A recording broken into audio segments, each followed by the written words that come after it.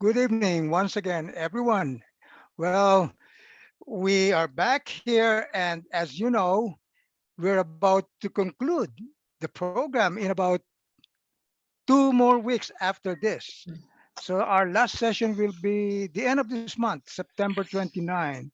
So, but tonight we will try to wrap up with the sixth and the ninth commandment, and specifically the sins against the privilege of procreation. Well, I know that so far, right now, we have seen that the laws of morality set by God for us and preserved for us by the church actually seem to defy human logic in many ways. They're so for many of us Catholics and even from outside the church, they find the teachings of the church on morality is really difficult, and some of them think that it seems to reflect a tyrannical God who doesn't understand our nature as humans. But that is not so, because we are created in the image and likeness of God. He has held us to the standard of that image. He is a God of love. He gives all of these laws for us to live our life in full. Our Lord Jesus Christ said, I have come to give you life and have it more abundantly. So if we follow the moral laws of God, we're actually on our way to living life in abundance, in the perfect sense of it. So uh, while we find it sometimes revolting to understand some of the teachings on morality, like for instance, the last time we talk about abortion, we talk about the right to end our life. You know, abortion is actually uh, a right that most people, most women assert as a life to over their child, and which is not so. You don't have a life about over any child, because God owns our lives. And then the issues on euthanasia, mercy killing, and all that, people who uh, propose that to be a right actually are saying that they have the right to terminate their own lives. And of course, we now understand too that we are not our own. We owe everything that we have to God Himself. So tonight, we will be talking about the holiest calling and privilege that we have. We call it procreation. This is participating in the very creative power of God. So it is quite a privilege and quite a sacred honor to be able to procreate, to participate in the creative power of God. Okay. But what have we been doing, most of us anyway? We have been suppressing and even manipulating this privileged way of creation. How do we suppress it? Well, you have artificial contraception. That's one of the most controversial moral issue that beset the church even up to now. The methods of contraception. So we are suppressing the creative power of God, and then we manipulate that through artificial insemination and fertilization. See those things? We have test tube babies, and we do everything. We resort to science to be able to uh, have the woman conceive a child as if it were her right to have to have a child, and we will find out what's really is the wisdom behind the encyclical Donum Vitae, that the child is not a matter of right on the part of the parents. It's a gift from God. And then we have genetic manipulation. We manipulate this power of procreation by even designing the genes so that we can design our child in accordance with our choice of the color of the eyes, or and so on and so forth. So these are the things that we are going to take up tonight, because under paragraph 2399, the Catechism clearly states that legitimate intentions on the part of the spouses do not justify, even if you have a good intention, it does not justify recourse to morally unacceptable means, such as artificial contraception and in sterilization. So let's take it up one by one. Artificial contraception. You see there, sex without babies. They want to engage in the procreative act and at the same time suppress the procreative act. They don't want to have the baby. And there are many ways by which artificial contraception are employed by women and also by men, of course. It includes the use of condom on the part of men, diaphragms, spermicides, birth control pills, IUDs, products like Depo-Provera, that's injected drug that works like birth control pills. Norplant, similar to Depo-Provera. I don't know if you're familiar with that, but is implanted under the skin in the form of pellets. And then the RU486, which actually aborts the fetus, but is promoted as a birth control. And then it may be in the form also of, you're familiar with this, tubal ligation on the part of the women and vasectomy on the part of the man. So why is this immoral? It's because it prevents the act of God. While we procreate the body, the child, it is God who creates the immortal soul at each conception. So when you employ artificial contraception to prevent the baby to be conceived, then you are practically preventing that act of God. Okay. So this is really very controversial, but we must understand, if we look at the history of our Christian life, the early church has condemned contraception in the strongest possible language. The church considered contraceptive practices gravely sinful from the very beginning. You look at the ancient church document, the Didache, they it condemns the use of potions. The great fathers of the church, Saint Jerome, Saint Augustine, Saint Chrysostom, all forbid artificial contraception. So this has been forbidden from the very life, from the inception of the life of the church. All church fathers who mention contraception condemn it. Not one of them ever approved it, the early fathers. Nor did any Catholic bishop or theologian condemn contraception until, sadly, modern times. When did that start? 1930. Before 1930, practically all of Christianity was unanimous in condemning artificial contraception. Now, this a Protestant minister started. His name is Provan. In 1930, he gave a detailed history of Protestantism. Actually, uh, he was the one uh, that gave permission for the first time for the use of contraception in few extraordinary cases. Yeah. Then soon after that, practically and to this time, practically all Protestant denominations had adopted the secularist position on contraception. Today, not one stands with the Catholic Church to maintain this ancient Christian faith. So this is one of the most controversial moral issue in Christianity.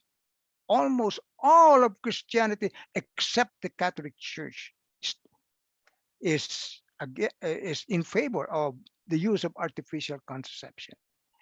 Well,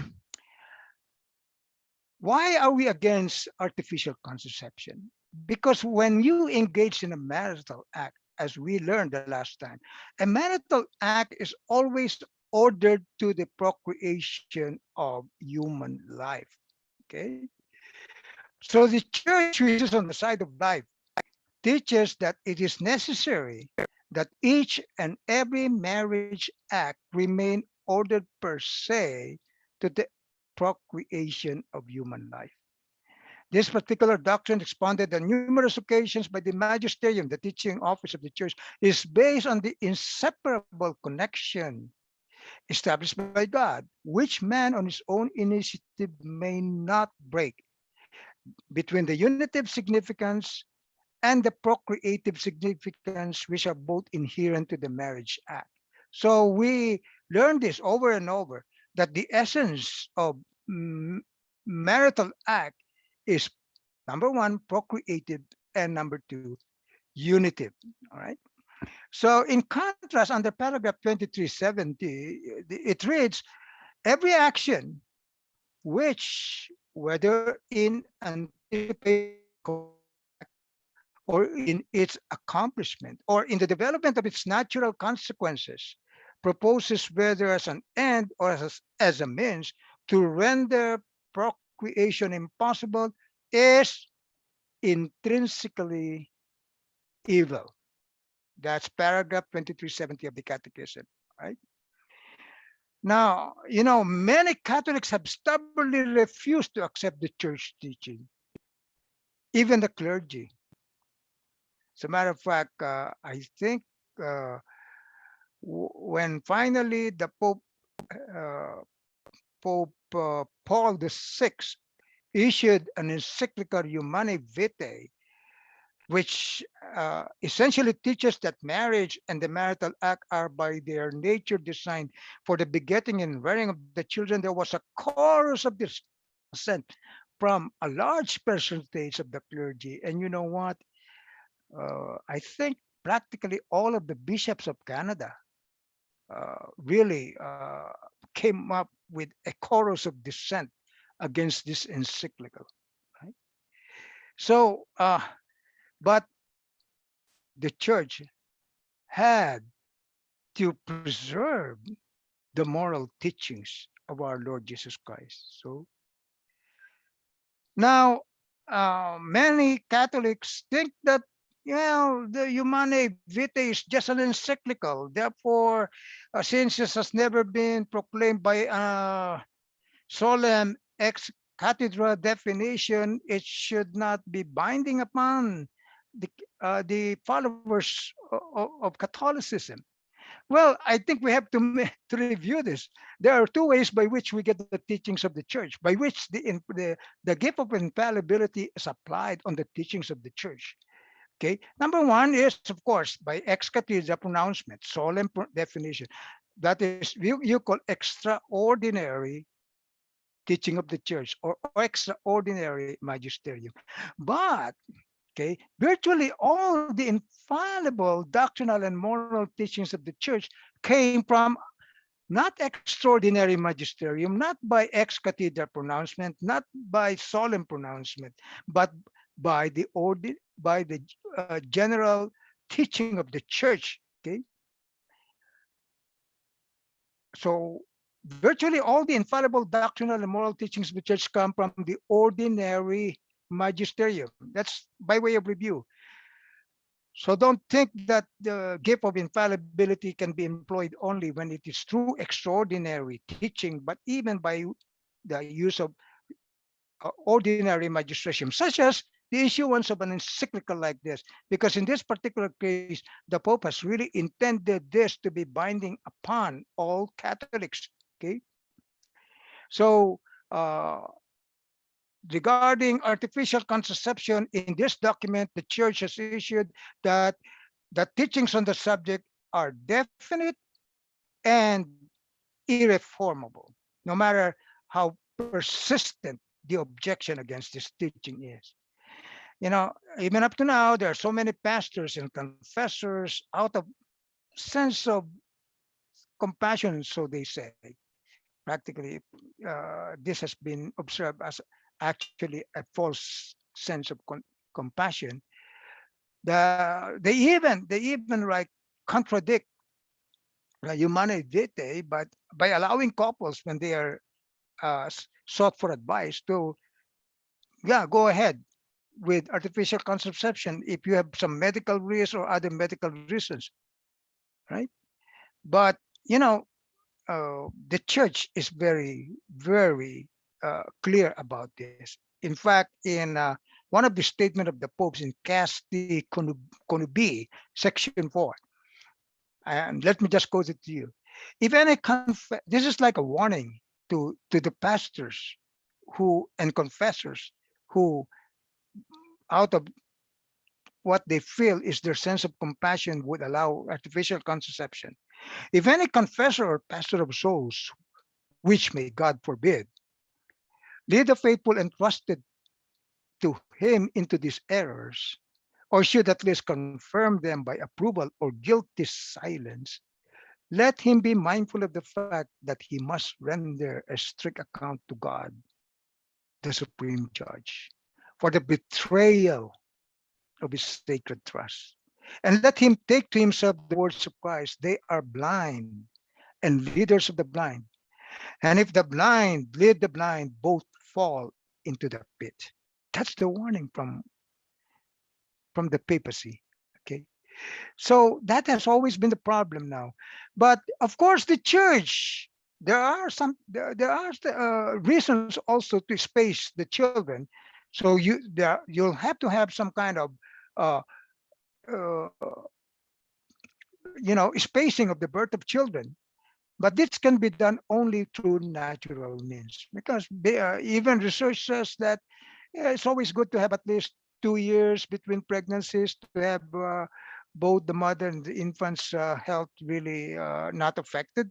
And then, so birth, the spacing of the birth of children is allowed under certain conditions. Paragraph 2368.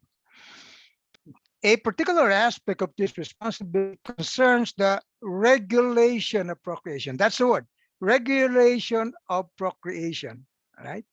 So you just regulate it for just reasons. You may wish to space the births of their children.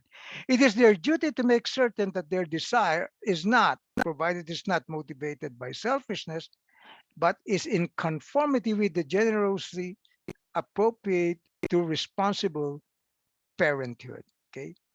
So limiting the size of the family is not evil in itself.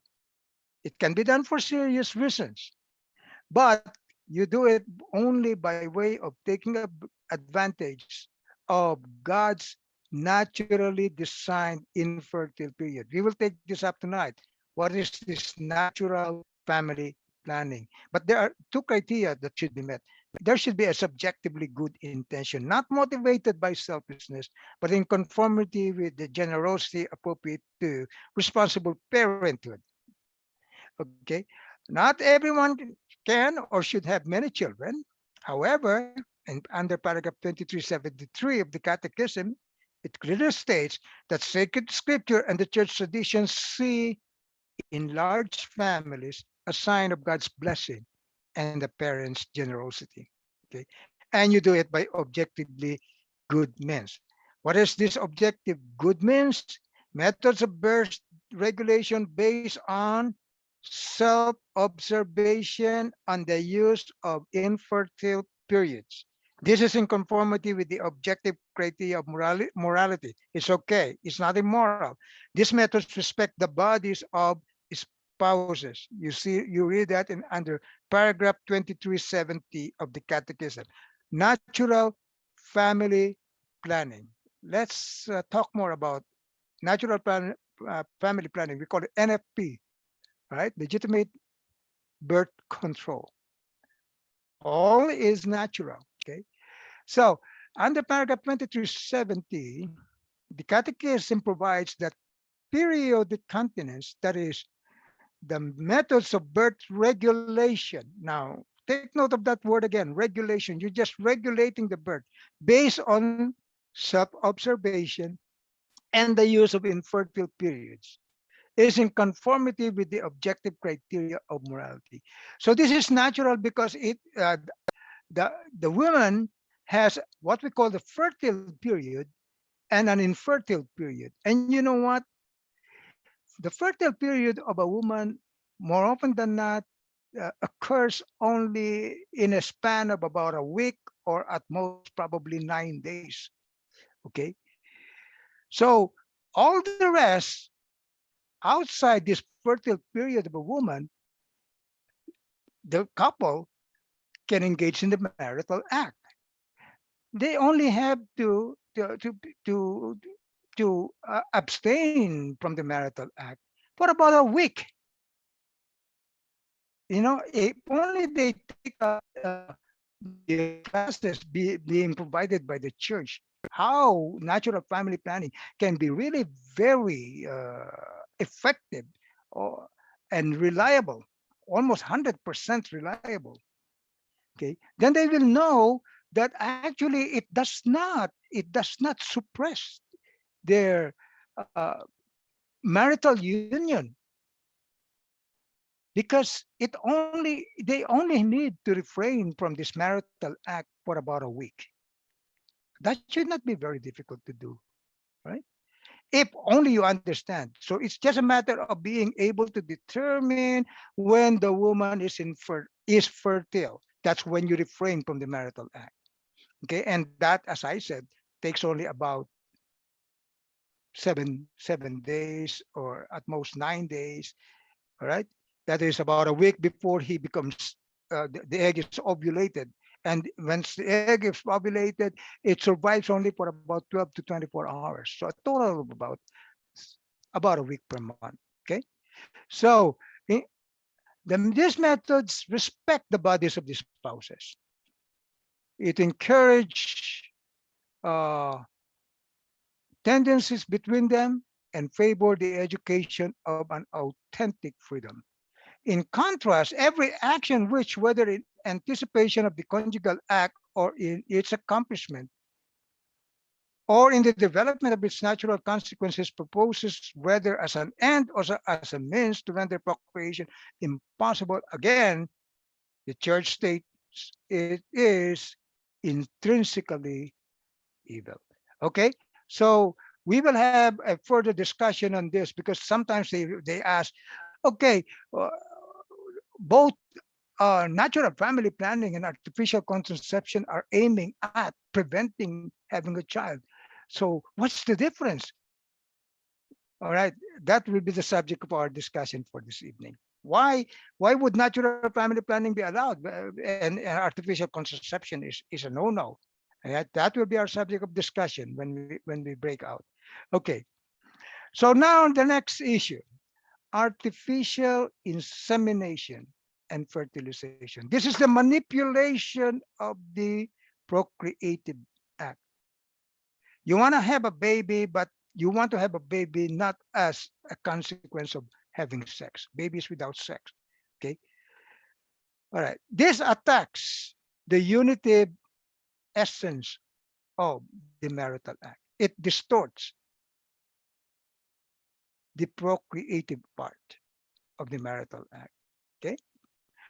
So artificial insemination and fertilization is a deliberate introduction of sperm into a female cervix or uterine for the purpose of achieving a pregnancy through in vitro fertilization. In vitro fertilization, not through a natural act. So you inject the sperm of the husband or even of another donor, the sperm of another donor.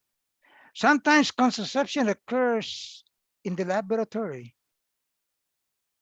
Okay, in a container, you call them test tube babies, and then the embryo is injected into the woman's uterine. Normally, many eggs are fertilized, and only the healthy ones is implanted in the woman. What do you do with the rest? You discard them, you destroy them. So those, as we already know, embryo is a human life, each and every embryo. Sometimes they are even frozen for later use. We've taken up that before. You, it is very immoral to freeze the embryo for future use. Okay, so and more often than not, especially if you use other, if it involves another donor, okay, there would have to be a surrogate mother, and as you know, there have been a lot of cases where the surrogate mother eventually asserted the right over the baby, okay, in court. Mm. So it is unnatural in itself, artificial insemination and fertilization, for three fundamental reasons. Number one, from the time the ovum is fertilized, a separate human being has already begun. Okay. So commercial, scientific, and other procedures performed on these lives begun in vitro violate the respect and spiritual reverence owed to these lives. Some are all embryos in the womb, except one or a few of them only, usually die or on a higher risk of death. So this process of initiating human life is a subversion of the dignity and unity of marriage. All right. So let's go on. So there you go. That's artificial insemination and fertilization. Now, heterologous artificial insemination. Let's read that from the catechism. All right. Yeah. That is artificial insemination by a donor of a sperm or a donor of a surrogate uterus. There you go. This is a woman. Probably this is the one who donated his sperm and it gave birth. So when the child was, when she gave birth to the child, the donor was very happy too because she knew that the sperm is his. And then here's another instance: the surrogate mother. Yeah, there's the donor, the surrogate mother. There's the couple. See, they used the womb of the mother to carry the baby.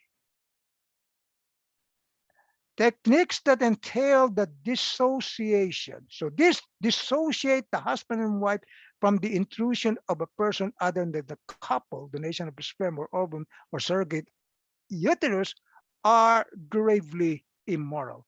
These techniques, you called it heterologous artificial insemination and fertilization, infringe the child's right to be born of a father and mother known to him and bound to each other by marriage. They betray the spouse's right to become a father and a mother only through each other. Okay, that's heterologous artificial insemination. We have also homologous artificial insemination. There's no donor. You make use of the sperm and the egg of the couple themselves. But you know, the the wife could not conceive the child, and so they did the process of conception in a test tube this way, and then they inject it into the womb of the mother. This is the homologous artificial conception. And the paragraph 2377 clearly teaches that techniques involving only the married couple, no donor, homologous artificial insemination and fertilization, are perhaps less reprehensible, yet remain morally unacceptable. Why? Because they dissociate the sexual act from the procreative act.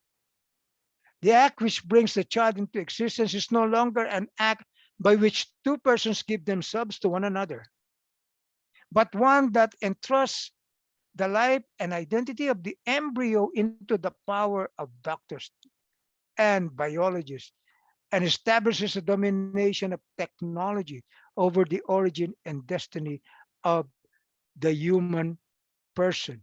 Okay, this is immoral because it is a substitute to a conjugal act. Okay, the baby is not created through a conjugal act. the baby is manufactured in the test tube, or the baby is like artificially inject the sperm is artificially injected into the womb. Okay, homologous artificial insemination within marriage cannot be admitted, but there's an exception for those cases in which the technical means is not a substitute to a conjugal act. For as long as it's not a substitute to a conjugal act, but merely serves to facilitate and to help so that the act attains its natural purpose. So it does not replace the conjugal act. Okay. Uh, More clearly stated is in this article that I got here, moral conscience does not necessarily prescribe the use of certain artificial means destined solely either on facilitating the natural act. So the natural act is still there, but there is a technique by which it can be facilitated to ensure that the natural act normally performed its proper end. Okay, if the technical means facilitates the conjugal act or helps it to reach its natural objectives, it can be morally acceptable. And of course, there are also some ways by which you can treat the infertility of one of the couples. So you have to address the couple's infertility or any one of them. Actual medical conditions that may be making the patient infertile.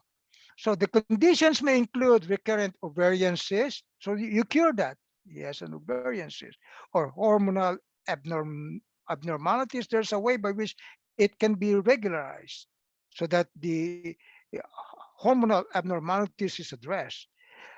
Premenstrual syndrome and the physiological effects of stress. According to some studies, the success rate of this approach is higher than that of the in vitro clinic. So you can resort to ways by which you can treat and address the actual medical condition of of a patient who is who is infertile. Okay, all right. Now, so the church teaching on homologous artificial insemination is very clear. Okay, as long as it's not a substitute you can facilitate the attaining the natural purpose of having this. Why is this so? I mentioned it already to you under the encyclical Donum Vitae. It is very clear.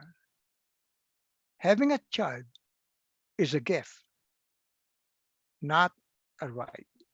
That basically is what the Donum Vitae is encyclical is saying. Okay, so it's not a gift. Married couples do not have the absolute right to have a child because new life must be a product of the natural marital act between husband and wife. All right. Now, another way of manipulating the procreative privilege of the couple is by genetic manipulation. All right. One must hold as licit procedures carried out on the embryo, human embryo, which respect the life and integrity of the embryo and do not involve disproportionate risks for it, but are directed towards its healing. So therapeutic manipulation is okay. Therapeutic genetic manipulation for therapeutic purposes is okay. Certain attempts to influence chromosomic or generic inheritance are not therapeutic. You know? You want to influence the chromosomic or genetic inheritance so that the color of the eyes is as you want it to be, or so that, and so on and so forth. Okay. To cure genetic diseases is okay and restore natural health. But this manipulation through chromosomic or genetic qualities are contrary to the personal dignity of the human being and its integrity and identity, which are unique and unrepeatable. This you call those the designer genes. A demand for pre-designed, genetically perfect babies. And I think, especially the wealthy couples, they want to have a perfect baby, so they entrust this. They're like playing God. This is really an insult and injustice against the human baby, rejected for the wrong sex, for the wrong color, for the wrong IQ. No, every loving parent of a handicapped child knows that there are no wrong children, only wrong attitudes towards them. No children are mistakes. The mistakes are in those who reject them, and the challenges and opportunities to love them as God does. So we may fix genetic flaws, but we cannot genetically design people with pre-selected qualities. Children cannot be treated as objects to satisfy the desires of parents or societies. Okay. So that's genetic manipulation right there. It's a total perversion of procreation to produce designer genes or to resort to human cloning. Oh, now this is so okay. Although fixing genetic flaws are okay, the human cloning, I think, I don't know if they have perfected this. Maybe not at this point. But what is human cloning? Cloning is a way of making genetic copies of an organism. So the nucleus, which contains the DNA of the unfertilized female, is replaced by the nucleus of a regular body cell. Then the egg is electrically stimulated to begin multiplying.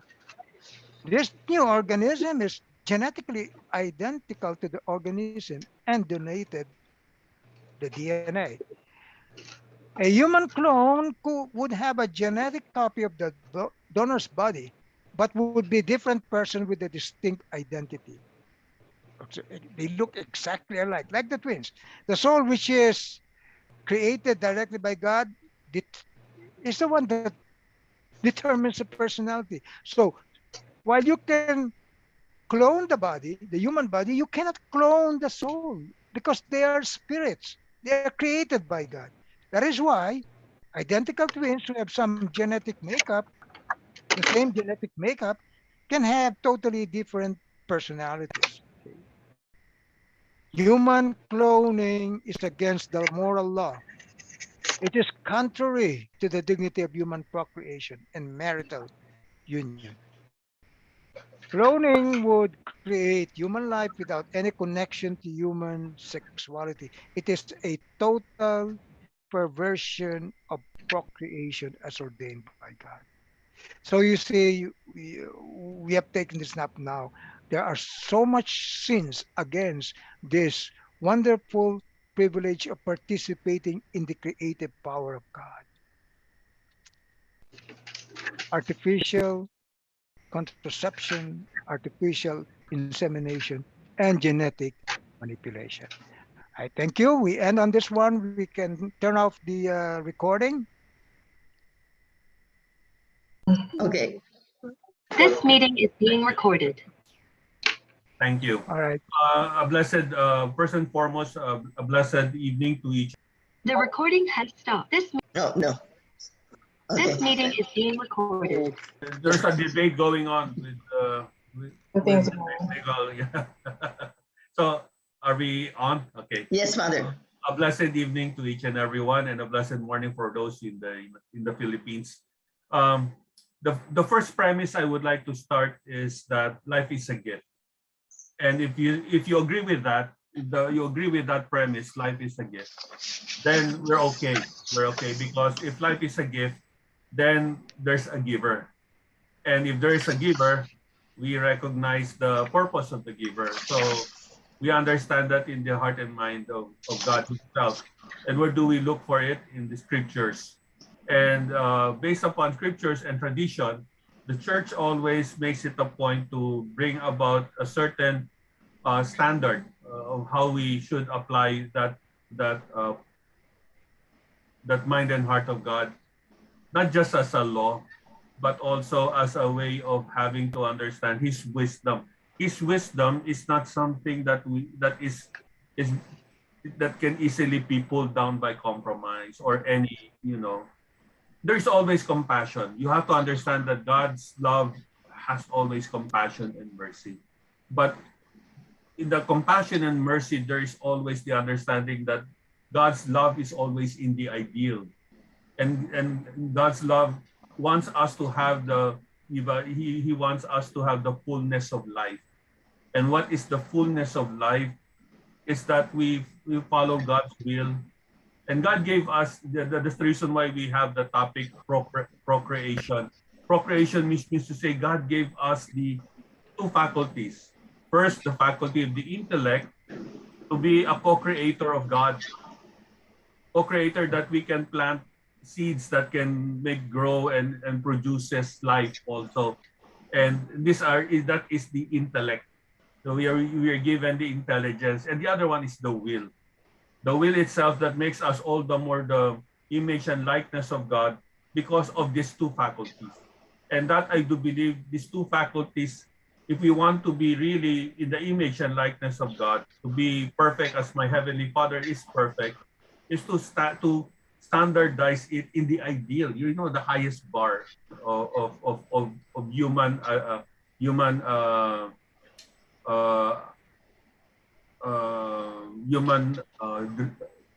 not ambitions but human goals, and humanity's ideals. And that is why when we talk about humanity, there's a lot of things going on right now in our modern times that are filled with a lot of compromises, a lot of excuses and laws that are based upon for the purpose of convenience. And just sometimes, man created his own solutions out of his own of problems of his own making. And that I do believe is not something that we would want to adhere, because when we talk about God, we have to always trust in God. And trusting in God means that we have to cooperate in most of those aspects, most especially in the gift of life. So we are procreators. We are procreators in the plan of God, the will of God, and with that the wisdom of God.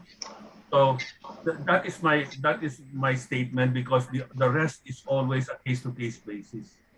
We have to understand that the case-to-case basis is where our compassion, God's compassion, lies. God's compassion works, but not sacrificing the ideals. And that is what humanity is all about. We have to adhere to the ideals that will never be pulled down or never be sacrificed for the altar of human modern way of thinking, and at the same time of a lot of these compromises. So I just would like to share this to you, because life is a gift, and if we understand that life is a gift, then we have to give back that life to the giver, and that is no other than God Himself. Thank you, and a wonderful discussion as we go along. Okay, thank you, Father. We'll have questions. Okay. Okay, for purposes of order, let's use the reaction button if you want to make a statement. We have three questions to consider. Number one, read CCC 2373 and the lessons notes section on legitimate birth control. Is it morally wrong for married couples to postpone having their first child until they have the time and recourse to take care of the baby, and why?